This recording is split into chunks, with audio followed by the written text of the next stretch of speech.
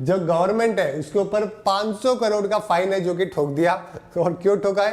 क्योंकि उन्होंने एक बहुत एक अच्छी लेक थी बेंगलुरु लेक, उसको प्रोटेक्ट करने के बजाय उसको पूरी तरीके से डिवास्टेट कर दिया। तो यहाँ पे आप देख सकते हैं, ओके, तो यहाँ पे बेंगलुरु लेक है ना, चंदापुरा लेक बोलते हैं इसको। 2021 के अंदर इंडियन एक्सप्रेस के अंदर ही रिपोर्ट आई थी कि आसपास जो है ना वो पूरी लेक है जो कि लोग एंक्रोच कर रहे हैं, बर्बाद कर रहे हैं, बहुत सारे वेस्ट डाल रहे हैं। तो इन्होंने क्या किया, सुओ मोटो कॉग्निजेंस लिया है ना। ट्रिब्यूनल जो है एनजीटी, जो अपना नेशनल ग्रीन ट्रिब्यूनल, जो कि जिसके पास पावर है कि वो इन्वायरमेंट से रिलेटेड कोई भी फैसले ले सकता है, काम कर सकता है। दुनिया में दोस्तों ऑस्ट्रेलिया और न्यूजीलैंड के बाद तीसरा कंट्री इंडिया था जिसने स्पेशली इन्वायरमेंट के लिए कोई बॉडी है जो कि बनाई थी, जिसको पावर भी दी गई थी खुद काम करने के लिए। 2010 के अंदर हमने एनजीटी का फॉर्मेशन है जो कि किया था, आदर्श कुमार गोयल अभी इसके हेड है, काफी अच्छा काम करता है। कई बार हम लोग एनजीटी के बारे में पढ़ते हैं।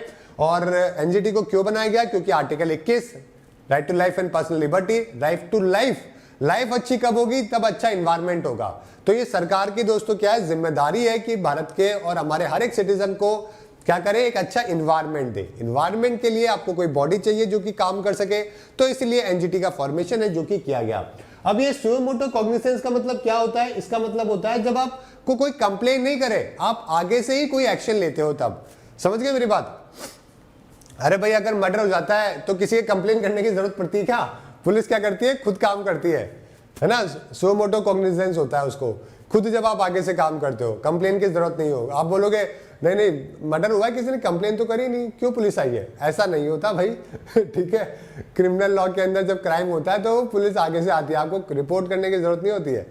तो ऐसे ही जब इन्वायरमेंट का कोई मुद्दा होता है तो एनजीटी के पास में पावर है कि वो आगे से एक्शन ले सकती है। तो इन्होंने इंडियन एक्सप्रेस की एक रिपोर्ट है जो कि पढ़ी थी 2021 के अंदर, चंदापुरा लेक की, तो उसी की रिपोर्ट के बाद में इन्होंने एक्शन है जो कि लिया।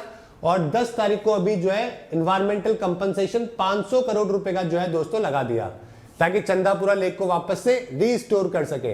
ये कंपनसेशन दोस्तों सरकार कहां से एडजस्ट करेगी?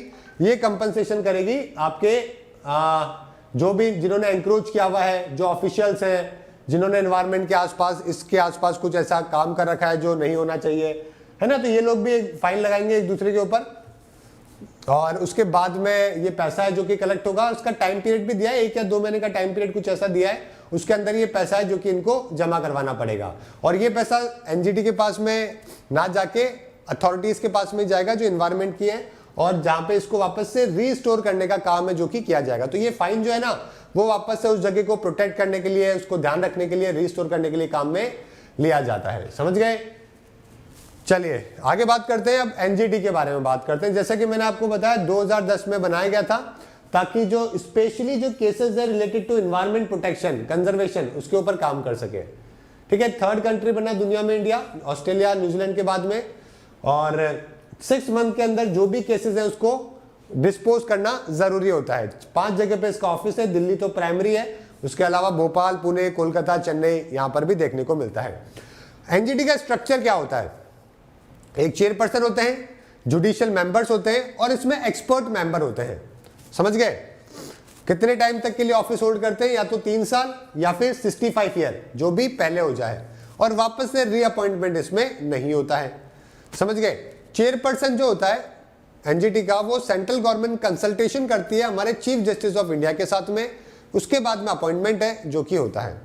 सेंट्रल गवर्नमेंट की एक सिलेक्शन कमेटी है दोस्तों, वो जुडिशियल मेंबर और एक्सपर्ट मेंबर को अपने हिसाब से अपॉइंट है जो कि करती है।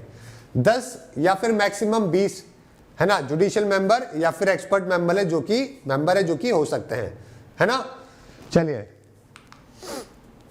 संडे को, हाँ कल संडे है ना, कल अपन लोग क्लास करेंगे। कल अपन लोग किस टाइम पे क्लास करें? कल करते हैं क्लास 11 बजे के आसपास, 10-11 बजे के आसपास करते हैं क्लास। टाइमिंग मैंने अभी डिसाइड नहीं करी है, लेकिन कल 10-11 बजे के आसपास जो है अपन एक क्लास करते हैं, डोंट वरी।